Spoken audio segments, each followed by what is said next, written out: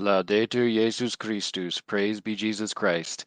This is Matt Gaspers, managing editor of Catholic Family News, and I'm joined as always by my friend and colleague, Dr. Brian McCall, who is the editor-in-chief of CFN. Hello, Brian. I hope you're doing well this third week in February as we've entered into the season of Septuagesima.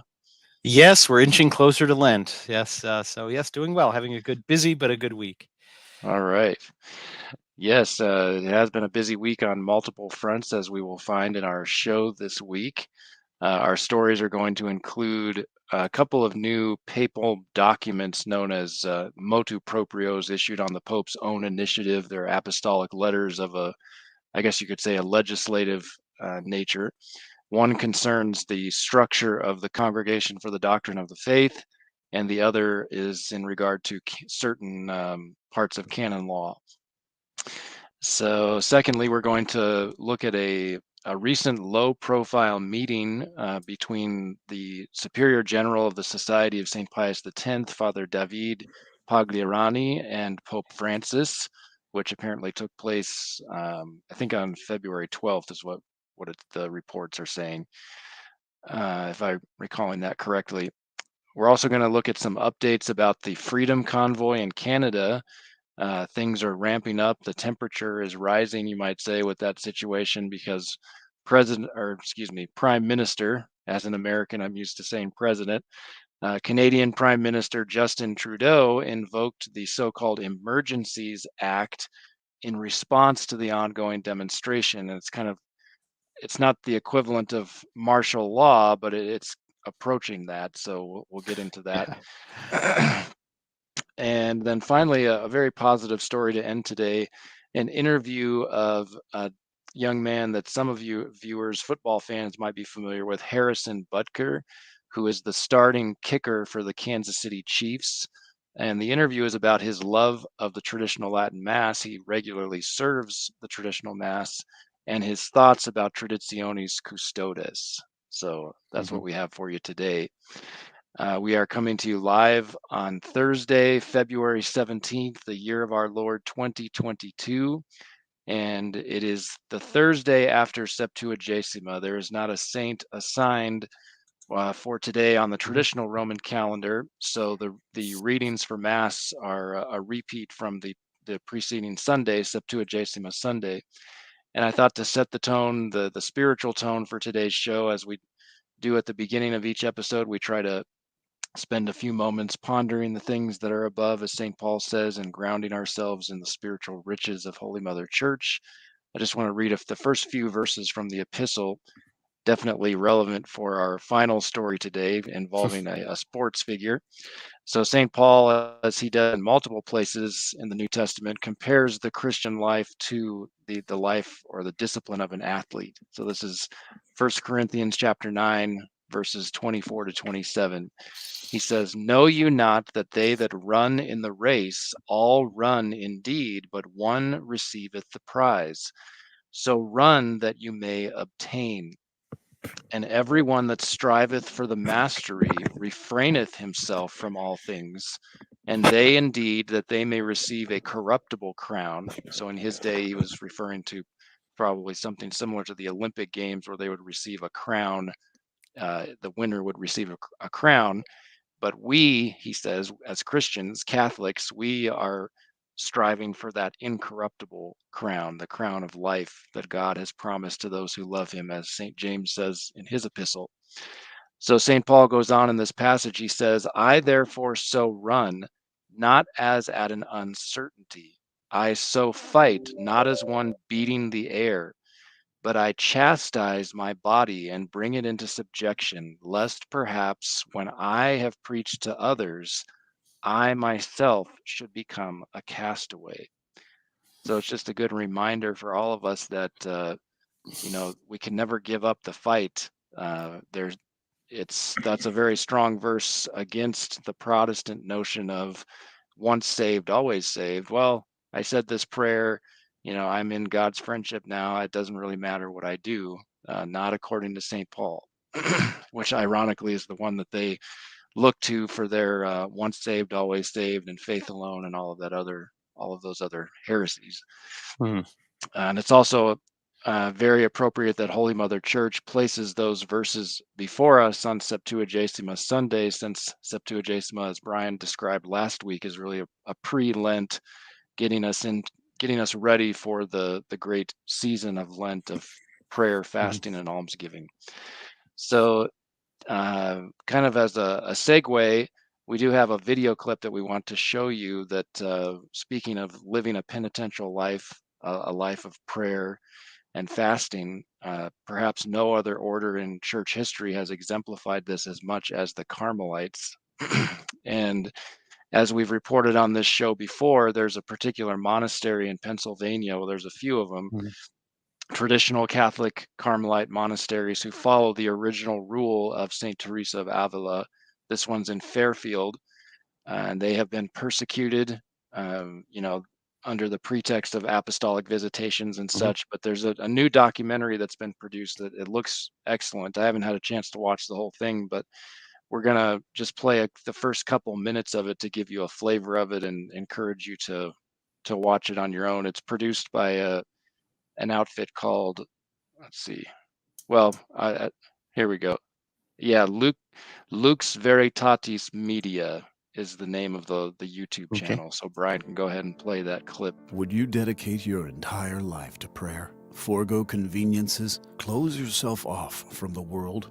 The monastic life has always been countercultural, but perhaps that has never been more true than in the 21st century. Arguably, there has never been a time in human history when there has been more noise and distractions attacking and invading our space. One can imagine the shock a young woman goes through when entering a cloistered monastery which meticulously follows the constitutions originally written in the 16th century. Yet, there is one such monastery of Carmelite nuns which seems to be flourishing and attracting young women from all over the world.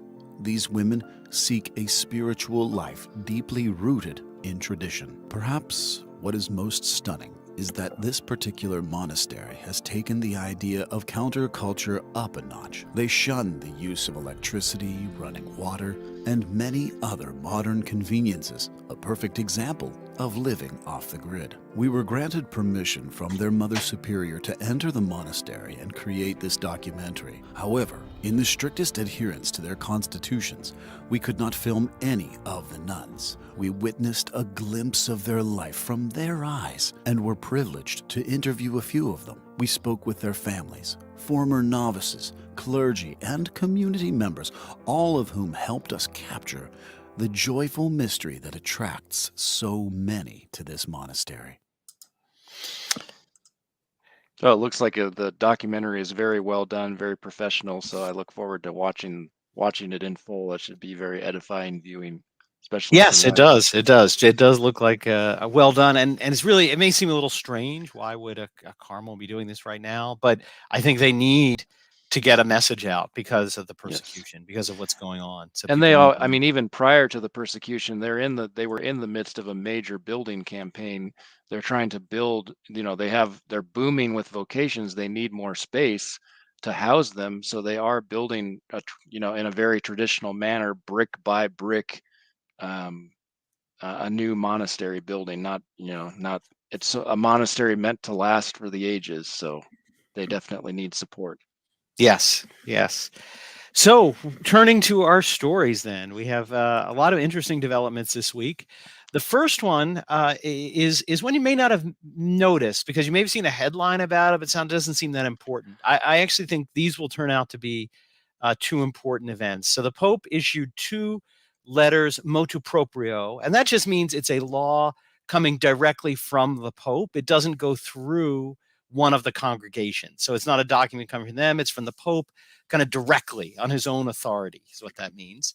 And it's making two major changes to the governance of the church. So again, the three powers of to sanctify, to teach, and to govern. So the Pope does govern the church and can change, alter laws that are capable of change.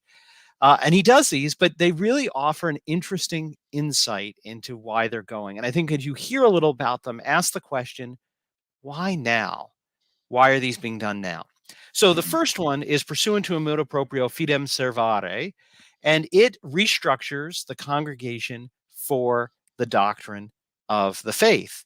Now, remember the last time a major restructuring of that CDF happened was when the Ecclesia Dei Commission was merged in and then destroyed. That was a prelude to Traditionis Custodes a couple of years later. I just remember that fact, Right. because I think it's somewhat telling. So he goes on in explaining what he's about to do, and he talks a little bit about the history. He actually remembers that it used to come from the Holy Office. He actually refers to the old. Yeah, the original restructuring was under Paul VI, the original demolition. Yes. Yes. And he says, but Paul VI did this, John Paul II did that, and now I'm going to establish the following. So he says, the congregation of the doctrine of the faith consists of, now he's splitting it into two parts, sections, doctrinal and disciplinary. Each will be coordinated by a different secretary who will assist the prefect. Now, again, you may be thinking, this doesn't sound, what's that all about? I mean, that doesn't sound that important. Well, it is significant. Why? Because before, the CDF had under one auspice doctrine and discipline. Why? Because doctrine and discipline follow each other. What you believe determines what you do, how you act, behave. how you behave. And so they weren't separate, they weren't segregated. But if you remember, his entire approach for the past whatever it's been, 8 years of his going on 9 years. Going on 9 years of his pontificate, is to cleave those apart, right? To separate doctrine from praxis. Going to Amoris Laetitia. Oh, yes, we affirm the doctrine, but we're going to allow people to go to communion anyway. That we're going to have them separate. So I think that is really significant. It really fits with his whole approach. Yeah, you can pay lip service more or less to the doctrine, but just do what you want anyway. Bless these couples, do this, let divorcees, etc. And that really goes thoroughly with his thoughts. So I do worry that the separation of these two is done for a very particular reason, and that is to separate these two. What can he do now? Again, the congregation of the doctrine of faith has usually been seen as more conservative. Again, air quotes around that, because obviously they're all a bit liberal modernists, but more conservative than other parts of the Vatican, and has been kind of slowing things down. We know Francis was upset when the CDF issued their document to the German bishops and priests saying, stop this blessing homosexual relationships. That's going to end. And he didn't like that. He did everything he could to undermine it. So now he can kind of pull it apart, create two new people that he can have there. One is just, I'm just with the discipline, I'm just with the doctrine. And it is, again, a lot of speculation that this is done so we can put more liberal people in those secretary places and get the disciplinary one particularly to sort of push the envelope. So again, cleaving doctrine and discipline is really important. Now, let me read part 2. The doctrinal section, through the doctrinal office, deals with matters pertaining to the promotion and protection of the doctrine of faith and morals.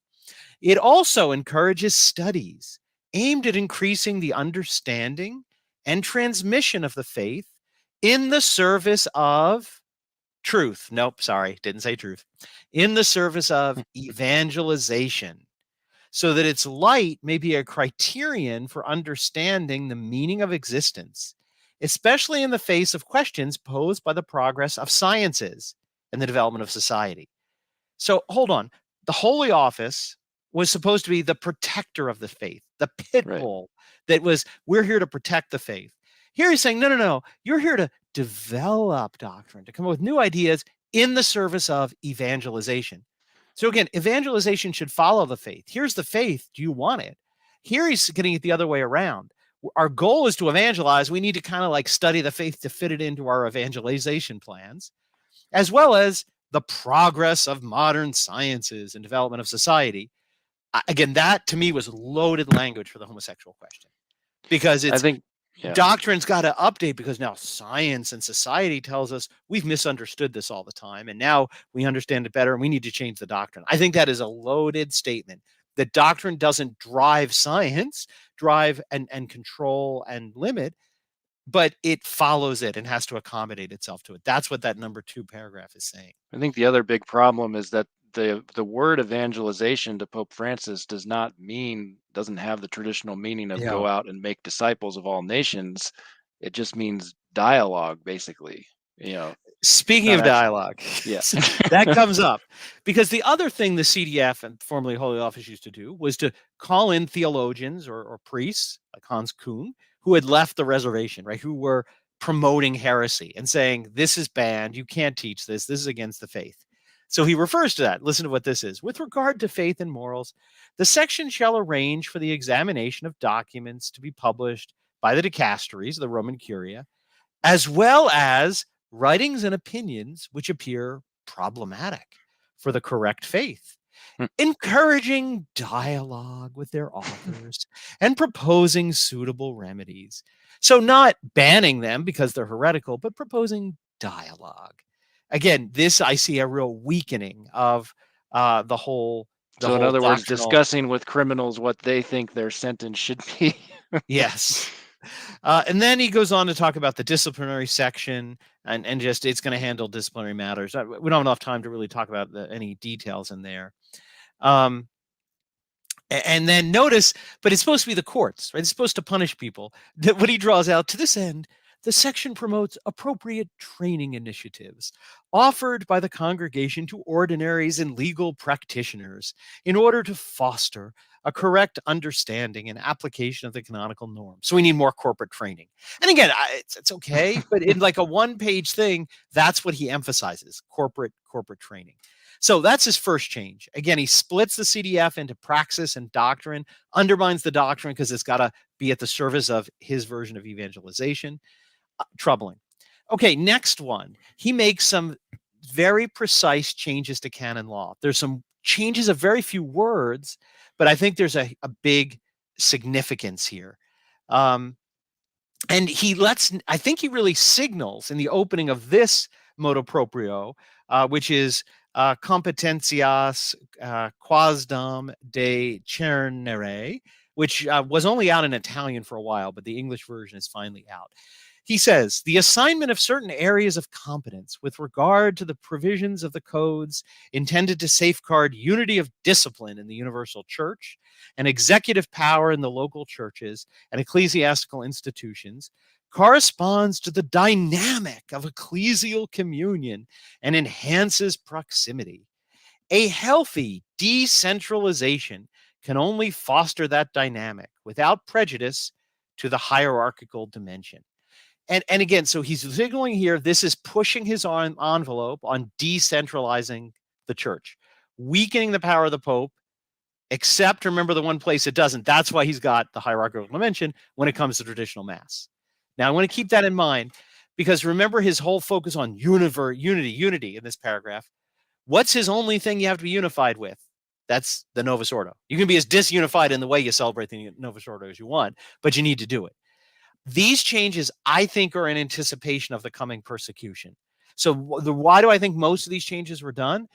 To set up things that are going to need to be dealt with as traditional institutes and orders are persecuted. I think that's the signal in this first paragraph, that it's about forcing that unity through apparent decentralization. Because remember, Traditionis Custodes, we're apparently decentralizing by restoring to the local bishop all the local bishop's authority over the mass that he's supposed to have, that poor Benedict, bad Benedict took away, when really what he did was take away all the authority of the bishop. You can't have a pontifical, you can't do this, you can't do that, you can't do that, right? Remember that dynamic. I think this is Soviet disinformation. It's the exact opposite of what he says. Exactly. He then, let me just go through and explain to you what I mean by a couple. Now, that's not all that's going on. There's a couple other things going on. So first, what's going on is making it easier for bishops to undermine traditional practices. So what does he do with respect to a handful of items? So the first one is on the erection of interdiocesan seminaries and statutes. Before, if you wanted to set up these interdiocesan seminaries, you had to get the approval of the Holy See. He literally changed that one word to confirmation. And you might be thinking, what's the big deal, right?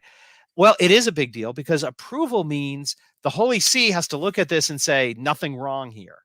Confirmation is just like, think of confirmation in the Senate of Supreme Court justices. Who picks them? The president. There's a limited role for confirmation. It just sort of puts the stamp on it. Now, again, there's a little room to intervene if it's really bad, and a lot of senators disagree, but more or less it's the president's choice, and you just sort of have to go along with it. That's not exactly what's going on here, but it's an analogy maybe to help you. It shifts the focus from the Holy See to the bishops to kind of do their own thing with programs of priestly formation established by episcopal conferences. And what's this getting at? Getting more flexibility for them to do experimental things. It's a little easier hurdle now to get over. And then there's a bunch of these that come on, and that they change this approval to confirmation. Then the next set of changes, I think, are what are all anticipation of the coming persecution. So one of them relates to incardination, a little change made there, right? And it's to the code that ends, the part of the code that this is to stop unattached or transient clerics are not allowed at all. Why is he tinkering with this again? Because that we may be having an influx of those people that are expelled from monasteries, priests, because they won't go along with Traditionis Custodes, right? And he's again setting up that who can be incardinated, only people that are the old traditional categories, and then he adds societies endowed with the faculty given by the Holy See to incardinate them. So he adds societies, public clerical associations. What I find interesting about that is that was always the claim of Society of St. Pius X of why they were not just subject to the local bishop. They were formed as a public association of the clergy by the Bishop of Switzerland, but then the Holy See grant them permission to incardinate clergy. They gave them that permission, but there was a little bit of this mismatch in canon law. Again, why are they doing that? Again, if it's the corralling thesis, and we'll talk about this in a later story, maybe this is setting it up for everybody who's thrown out. You can all go over to this, you can go seek incardination there because that's where you can go. I just wonder, it's an interesting canon to tinker with, and specifically to address the situation that affected the society in the 1970s, to touch that part about if the Holy See gives you a right to incardinate, that means you're not, a transient cleric. The other one goes to when people are excloistrated, so exclaustration. That's the process for people in a monastery who have taken formal, final, solemn vows. You're there for life. Well, there is a process where if there are, quote, grave reasons, right, you can be allowed, you've given permission to leave, right? Again, if these monasteries are going to be forced to the Novus Ordo, there's probably going to be a bunch of people who refuse, I hope, nuns and priests who refuse the new divine office and the new mass. And he's tinkering a little bit with, they can just be sent out now for 5 years for a, quote, grave cause. Again, is he making it, setting it up for the bishops to make it easier for the bishops to exclaustrate, get these people out of the formerly traditional monasteries as they transition over, to make it a little easier process? I think it's an interesting question. Again, that's the other one that's touched with there. Again, I'm not going to go through all the details about individually temporary provest, and there's a few details there. But what I see two trends in just a few of the examples I've shown you. One, an appearance of giving more authority to diocesan bishops, which I think the thread is we're going to confirm anything you do that's in the right direction, right? Like we're giving you, be experimental by shifting that approved to confirmation. And number two, we're tinkering with a bunch of canons because we're going to get ready for a big flux of priests leaving institutes of apostolic life and monasteries. Now, again, this is my speculation. This is my reading of it. But why now? And why the same day as the CDF restructuring? This seems, he's supposed to be redoing the whole Curia. Why didn't it all come out as part of that? There seems to be some underlying motive, and they're the two motives that I read in these changes. Yes. So just real briefly, I see in the comments section, someone asked out a link to that documentary film about the Fairfield Carmelites, and yes, I will post a link in our video description, so you're able to find that. Somebody said they can't find it on YouTube. But before we segue into our next story about the meeting between Francis Yes. and Father Pagliarani, just wanted to mention. So last week we very briefly touched upon a Vatican symposium on the theology of the priesthood, which Yes. did start today. I haven't been able to find a whole lot of reporting on it other than Francis giving like a keynote address at the beginning of it about his 52 years of priesthood. But I was just taking a look at the program, and it doesn't look promising. So No, but yeah, the program did not look promising. maybe next week we'll have a little more information to share with you about Yes. it. Just to name a couple of titles of the talks that I saw that were kind of like, ugh. Let me see one of them. Oh, here we go. Cardinal Kurt Koch, who's in charge of the interreligious dialogue. What is that? A pontifical council, I think. So he's talking about ecumenical challenges of the question of priesthood. Yeah. And also somebody's going to be speaking about women ministry status questiones, the status of the question. Well, we know Well, if what it's the status. closed, why do you need to ask it? Right. Exactly. So yeah, I think we may Yeah. report on this next week, but it's Yes. it's looking not good. So Yeah. well, as Matt said, our second story really, I think, is maybe potentially related. And so the only place I've seen this reported extensively is Le Salon Beige, which is a French blog, tradition, I think, related to traditional issues. And it mentioned that the Pope has met the Superior General, the fraternity of the priestly fraternity of St. Pius X, Father David Pagliarani. And it says, you were asking about the date. It says it's 8th of February is when they met. Oh, okay. So I was off a Um, few days. yeah, 8th of February, so just last week. But it does say that the U.S. district, the American district of the FSPX, will be publishing some kind of a statement, they predict, explaining about this. Now, again, I don't know how they know that. I have confirmed from a couple other independent sources that yes, this meeting did take place. I haven't confirmed. I don't know for sure whether there will be a public statement about it. I understand there's some discussions about that today, about what should be said, if anything. But I'd have confirmed definitely personally with people that would know that this meeting did occur. Now, we don't have a lot of information. So again, briefly, what might this say? Again, the timing is interesting. Everything we've been told is that the visitations, the persecution of the formerly Ecclesia Dei communities will begin sometime in February. A date of Ash Wednesday has been given by several, again, inside sources as a date that a letter may be arriving or information may be. And just sort of on the eve of about to persecute them, he meets with Dom David Pagliarani, the Superior General of Pius X. Why now? Right? He's met with Bishop Follet previously, who was the former superior, but he has never yet. Father Pagliarani has been Superior General now for coming up on 3 years, 3.5 years. Yeah. Why now at this moment in time? It's interesting. And I don't know. All we can speculate. Is it to say I'm coming after you next? Maybe, right? When I'm done with the Ecclesia Dei, you're next. I don't know. Again, that would contradict many of the things that Pope Francis said to Bishop Follet that we know publicly. He told him once, Bishop Follet asked him, "Are you going to excommunicate us?" And he said, "Don't worry, I'm never going to. I would never do that to you." Now, he doesn't have a lot of principles. So, but it would seem to contradict his benevolent attitude toward the society. Or is it the corral thesis again? Does he basically say, "Hey, you guys better get ready. I'm going to come down hard on these people. They may be knocking at your door. You decide what you want to do." Maybe it was a warning. I don't know. Again, maybe we'll find out from the statement if they issue one. But it is kind of an interesting timing, just like these legal changes occurring at this exact same time. So we'll keep our eyes open. Again, if anybody hears anything, let me know about the Ecclesia Dei Institutes getting letters or getting notice. Nothing. There's just been predictions so far. But we do have yet another link to this story, which will be our final story on another update to Traditionis Custodes at the end. Yes.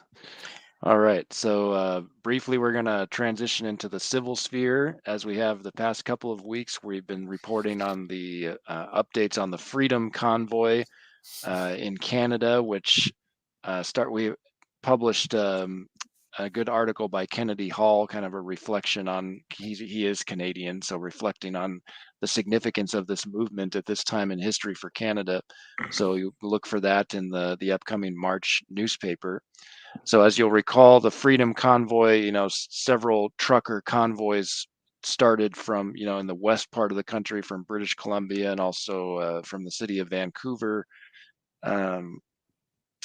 and then converged in Ottawa, the national capital of Canada, the weekend of January 28th and 29th.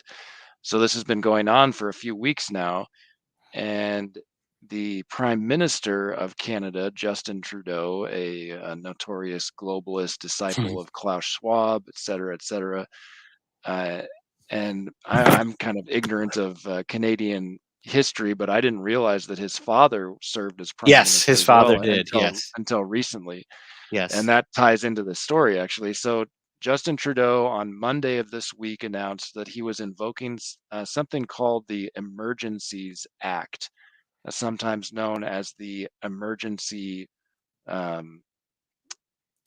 think technically it's the Emergencies Act. And actually, Kennedy Hall over at LifeSite News wrote a helpful kind of explainer article on Monday saying everything you need to know about Trudeau's decision to invoke the Emergencies Act, explaining what it is and such. So he explains the EA replaced the older War Measures Act in 1988. The War Measures Act was, I think, instituted in 1914 in reference to the First World War. So this new act replaces the War Measures Act in 1988. It is more limited in scope. Under the War Measures Act, as you can imagine, wartime activity was permitted. However, the EA is broader in its scope, applying to, quote, national threats outside of war and violent conflict. It is also more specific and limited in what powers the government can use. And that old name of the law that was essentially revised gives you a sense what this is about, right? This is about, and they really enacted when they were afraid that there might be an invasion of Canada. This is like when your country is invaded by a foreign power, civil society is collapsing, and essentially what it allows is the government to suspend some civil liberties, to sort of say, here at normal times, and again, it's not so the martial law. Circumstances have to be very extreme in order for this to apply. And it gives the federal government more power over the police, over the military, to stop simple public protests, free speech, things that you could do normally. Again, in that kind of, you're invaded by a foreign country. Well, this all fits Trudeau's narrative because he keeps referring to the people exercising their peaceful right to make their voices heard as occupiers. Right. So his whole theory is they're an occupying army. So illegal occupation is the narrative. Illegal occupation. So again, this is meant to be declared to protect Canadians against some external, primarily, threat. But he's declaring it against his own people, essentially. Right. I think we have a video clip queued up for, so we can go ahead and play that, and we'll just hear it from the horse's mouth. After discussing with Cabinet and caucus, after consultation with premiers from all provinces and territories, after speaking with opposition leaders, the federal government has invoked the Emergencies Act to supplement provincial and territorial capacity to address the blockades and occupations. Again, he's calling them occupations, like they're an occupying army, a bunch of truckers parking their trucks. Right. And they also are continuing to refer to them as terrorists. The scope of these measures will be time-limited, geographically targeted, as well as reasonable and proportionate. I just want to remind you there, time-limited, 2 weeks to stop the spread. Just remember that one. This is what governments do, right? When they're about, to unleash dictatorship. This is just a limited measure for a while. Don't worry. And 2 years later, you're in the same place. Well, I actually just want to show, because I think this is a bit, you have to laugh. I mean, this is serious. He's basically declaring himself a dictator, giving himself dictatorial. Well, it gets powers. worse in that same press conference. It does. So I just want to see, this was the Babylon Bee. If you ever seen them, I think they're a great satire site. This was their response to what Trudeau did. If you can't see the screen, Trudeau reorganizes Canada into the first galactic empire for a safe and secure society. And it's got Justin Trudeau dressed up like Emperor Palpatine in the Yes. Galactic Senate from the Revenge of the Sith, declaring his new great galactic empire. Again, I think it was a perfect response, because it is that is what he's really doing. He's declaring himself this little son of the king, a little dictator. And it's not just words. As the deputy prime minister No. went on to say, I mean, they are invoking effective immediately, so effective Monday. If Yes. they think that you are, if you're in Canada, you're supporting the convoy, the demonstration in any way, they've taken it upon themselves to have the power to freeze your bank account, to seize assets. I mean, this is very serious stuff. Yes.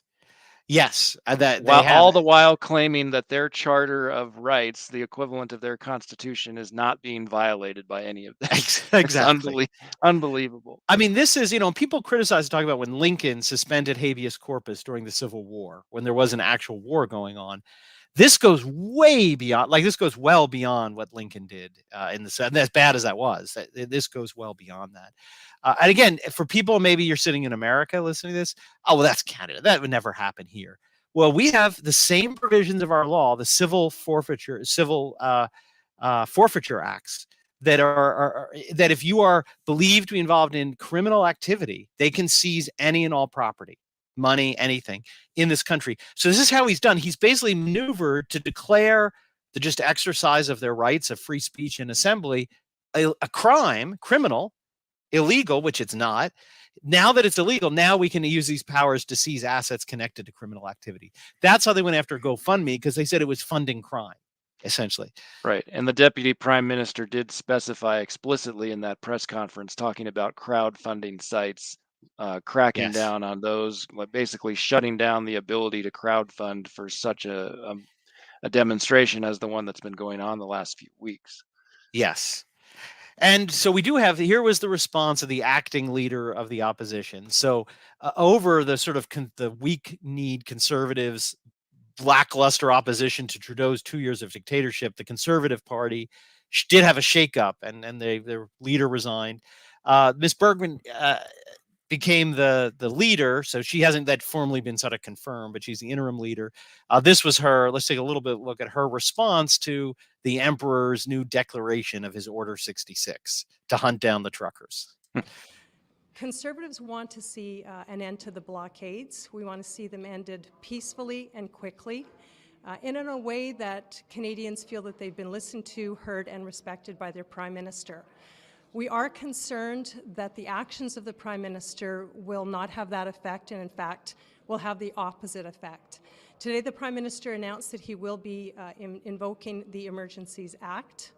We have to take a look at what he's proposing and the rationale, and Conservatives will discuss it and make a determination in terms of whether we will support it or not.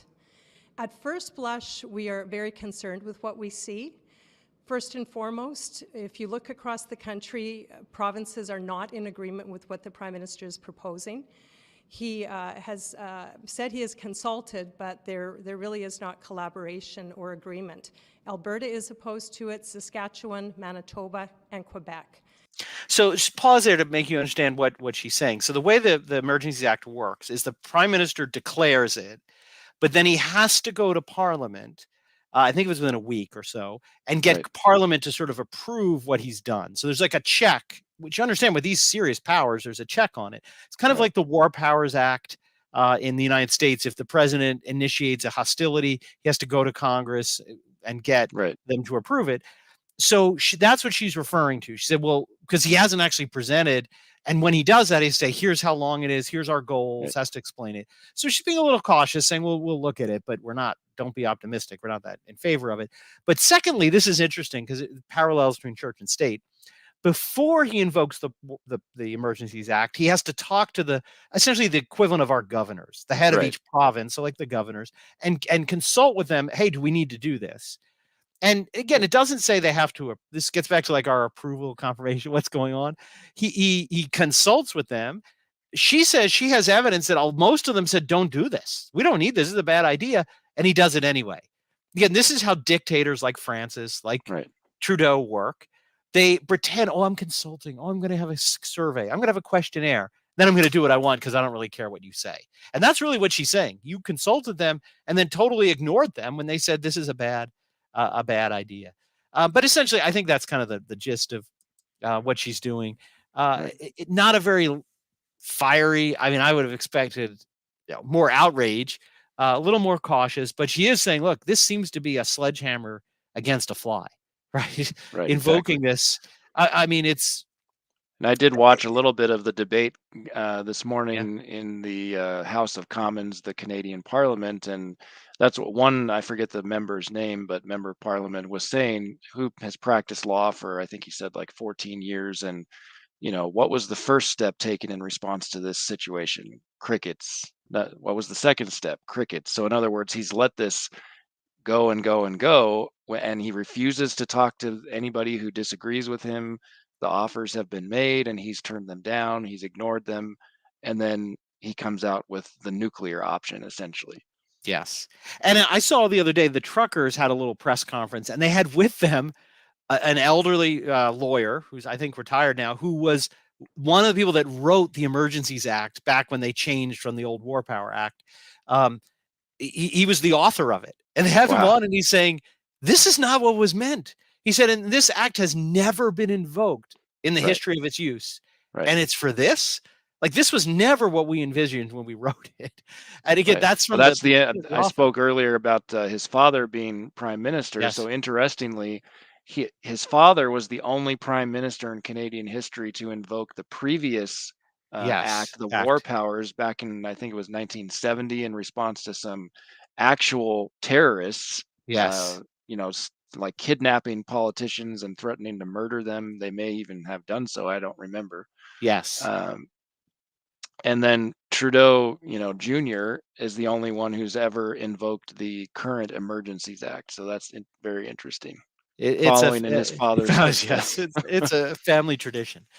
Well, and then the latest reports today is the massing of police. So hundreds of police and vehicles, or apparently the last I heard, massing in Ottawa to go after the truckers. And the truckers were preparing. I saw a little video where they were telling everybody, okay, wherever you're parked, go pay your parking for the day. Again, they're trying to do all this legally, right? Right. Get yourself ready. They're coming. Now, I haven't seen any reports since this morning on whether the police swapped down, but the police for a few days since he invoked this have been going around with pamphlets. They're on the internet. You can see them.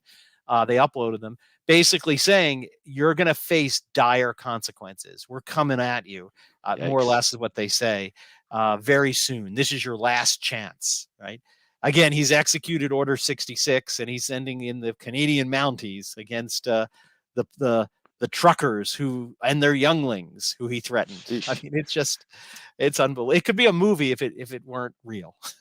So, before we move on to our final story, just to let's recall what this is all about. It's a group of truckers, blue collar workers, the ones that we average people depend on for our supply chain, saying enough is enough, end the jab mandates. If Trudeau would do that, if he would even listen to the Conservative Party in his country, who wanted to, as a sign of good faith to the truckers, draw up a plan to bring an end to the lockdowns and the mandates by the end of February, then that would be a negotiation point that the truckers, as I understand it, might be open to. He refuses everything, and he just keeps repeating the party line, the rhetoric: go get the jab. We're all tired of the pandemic, paying lip service to, everybody's tired of this. So we just need to keep fighting and blah blah blah blah blah. It's really pathetic. It's pathetic to hear him try to talk off the cuff because he's so inarticulate. It's horrible. And he does always try to redirect. He's like, everybody's tired of the pandemic. And when the truckers are saying, no, we're not tired of the pandemic. We're tired of your tyrannical rules that you use the pandemic as an excuse for. It's not, I mean, again, he's pathetic. But in any event, let's add on a positive note. We have a real positive story, and really two parts. The main part is, as Matt mentioned, Harrison Butker, who's the place kicker for the Kansas City Chiefs, who was on the winning team last year when they won the Super Bowl. He conducted a written interview with Catholic News Agency, which is published, and we'll quote from it in a minute. But I just want to give you a little bit of background about him, because in 2019, I think it was EWTN did a little video interview or documentary about him. Yes. And about his life and how he came to find to be kind of reinvigorated in his Catholic faith, and then found the traditional Latin Mass. I just want to play a little clip from that 2019 video so you can see him and just see a little bit about him. After training, Harrison changes, but not into what you'd expect. He puts on a cassock and serves at Latin Mass, and Harrison feels his newfound faith is what has given him purpose in life. I've come to... And again, I'd recommend the 2019 video. It's really worth listening to. And it's watching. Embedded in the CNA report. I'll include a link to that so that you get both two for the price of one. Yes. So what's the topic of this new interview? It's on Traditionis Custodes. And the first question they ask is, why are you speaking out about the restrictions on the traditional Latin Mass right now? And what he says is really interesting. He says, I think God has definitely given me a platform. He's given me a voice for a lot of people that aren't able to voice their opinions. So he's being honest, saying, God has given me a lot. He's made me famous. I mean, is what he's saying. And there's a lot of people who nobody's listening to. And I want to speak for them about the Latin Mass. So again, really showing that sense of responsibility for someone who knows that they have been given a great gift from God and have to use it for God's good. And he ends that by saying, he's talking about those people who feel like they're being persecuted. And the interviewer picks up on that, says, you use the word persecution. Is that really how you feel? I do. He says, I feel like I'm, he says, I really do. I feel like I'm being not welcome in the church. Right. For wanting to go to the Latin Mass and for wanting to have a traditional confirmation for my children. And he's very new to tradition. So he's like, he just found this treasure, and I'm sure he feels like, why are you trying to steal this from me? I just found it, you know? Yes, definitely. And again, it is pretty new, and he's really gotten, very enthused about it. In addition to Kansas City, I know he goes up to the Benedictines, where I think I've mentioned my sister-in-law is a nun. He serves Mass up there for the nuns sometimes. Again, he's just really thrown himself into this, wants his children. And that's important. He's not just focused on the Mass, but also on the sacraments. That'll come up a little later. So then they say, if you could talk to Pope Francis, what would you say? Holy Father, all the Catholics, he says, that I've been around that have a devotion to the traditional Latin Mass and the traditional sacraments, they want to be saints. They want to get their children to heaven. They're not trying to have this big revolt against the church. They're not denying the papacy. They are being Catholic. They want to be saints. They're doing it to the best of their ability. And again, a really heartfelt response by this gentleman. It makes them feel like they're outcasted, he goes on to say, like they're being persecuted. And from my own experience, these are just people that understand they are sinners. They want to have access to the sacraments. Notice he's really keen on that. Why is that important? Because he does go on to say, when it first came out, what did you think? And this is interesting. He said, well, I first thought it wouldn't affect me. And he says, I go to Institute of Christ the Kings and the Fraternity of St. Peter. This is not about me. And then he said, then I realized it is about me, that this could threaten the ability of my children to receive the sacraments. And I had to rethink everything I thought I knew about the extraordinary, the ordinary form. He's like this. And it's really interesting to hear his just sort of thought process. And he says at the end, and I do believe that they should be allowed, the traditional sacraments, and not taken away. Of course not, because the Novus Ordo sacraments are so new and they are different, and so many things have been taken out. Again, this is somebody who's pretty new to tradition, and he already sees with such a Catholic sense. And then he goes into, so take baptism, for example. And he goes through some of the examples in baptism that he's really studying. He really knows what's going on here. And then he beautifully talks about what brought him to traditional Mass. He tells his story. It's very similar. I think you'll see a lot of similarities to many of our stories coming over. And he says, you believe that traditional Mass is bringing young people back. And again, he talks about that. Because the traditional Latin Mass is so countercultural in a good sense, that our culture is so bad that you have to be countercultural to it to do the right thing. Then they ask a little bit about altar serving, how he got involved in that, and again, a real beautiful response and explanation there. So overall, really, it's a great thing to see, right? A very famous person who's probably got a lot, a lot of money, got Not even 30 years old. I not think he's even like 30 years 26. old. Right. This is from a worldly point of view. Like the guy's got it all. But here he is. What is he using that for? For the glory of God and to speak to help those who are being persecuted by their father, by the Pope. And Yes. so really, really encouraging interview, which I recommend. And for our last bit of good news, Traditionis Custodes. Now, again, I've only seen this reported by Gloria TV. I don't know if you've seen any more sources, but again, they're I think fairly legitimate. So I'm not doubting it, but this seems to be pretty just not well known. That the ordination to the subdiaconate has occurred in Denton for the priestly fraternity of St. Peter at Our Lady of Guadalupe Seminary on February 12th. That's where I got the February 12th date from. I Yes, got I those think two that must mixed have up. been it. Yes. Yeah. So this ceremony of the ordination to the subdiaconate of 5 men who took this great step towards major orders, into major orders, did occur. Now there's some interesting things about it. Number one, the report, again, according to Gloria TV, said it was a private ceremony only open to the family and close invited guests of the 5 ordinands. So that's interesting. In the past, it's open. Anybody can come to these. Yes. Why did they have to do it privately? And then 2, who performed the ordinations? It was a retired bishop, Bishop Robert Finn, formerly of St. Joseph of Kansas City, St. Joseph. It's a little interesting tie to those stories there, Kansas City. Yes. Bishop Robert Finn. Now, you may remember him, again, just in full disclosure, he was the bishop. He's pretty young to be retired, but he was forced to retire because he was convicted of a misdemeanor crime relating to not reporting alleged abuse situations. And he was convicted, again, not of a felony, of a misdemeanor, and he resigned as bishop as a result of that. So he really has been, nothing to do. Now, it's kind of, again, what's interesting about that? Who's the only bishop that's willing to do this is a bishop that there's not much more that can happen to him, right? He's lost his diocese. He's like a bishop without without a job, without anything to do. Is again able to take this risk. So happy for these 5 young men. Again, they've probably sweated it out the past few months. Am I going to be able to be ordained? That's great. I will, before we get too excited, give a little note.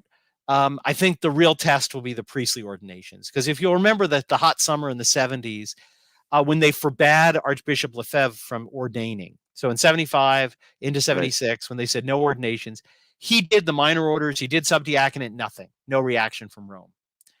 It was the priestly ordinations of June 29th that triggered the suspensia ad divinis, which was invalid, but that they purported. Again, why? The explanation was, well, we don't even recognize that anyway. That whole subdeacon thing doesn't exist anymore. So it wasn't really anything. That was the sort of, we didn't pay attention to that because that's just play acting, is what we're trying to say. So again, I think it's a good sign. It's a good sign that a bishop, even if it's just a retired one, stood up to help them out. But the real test, I think, will be those priestly ordinations. That's when the Vatican will take notice, and when the things will get interesting. So. And bishops will have to make a decision sooner rather than later, because the seminaries, is like the priestly fraternity, they have tons of vocations. So surely there are men who are either close to being ready or are currently ready for ordination. Oh, yeah, I'm sure there's men for this year. They had deacons ordained. I forget, I saw the number, 5 or 6 are deacons ordained last year. Yeah. So again, unless some crazy thing happened to those, they got really sick or something, they would be scheduled for an ordination this May or June. Yes. So again, an interesting development is all I can say. We'll have to keep our eye on it and see what happens. Yes.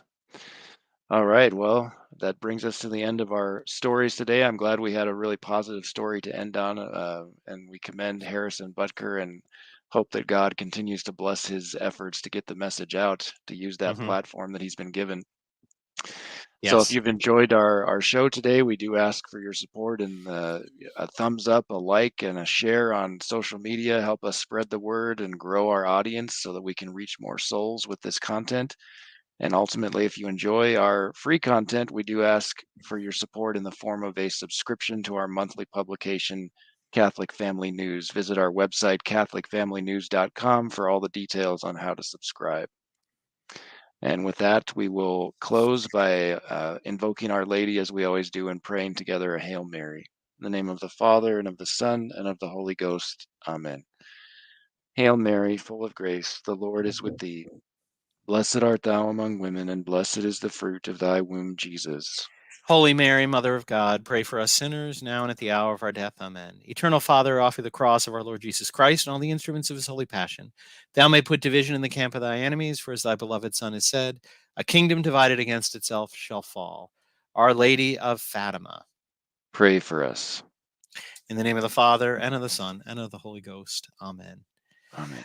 Well, thank you again, all of you, for watching. Those who watched the podcast, and those who again continue to join us live. I see Mary Julie. Nice to see you, Harris. Again, Ethna Murphy. I think you're a new live viewer. So thank you, everyone, for joining. Please do like and send this around.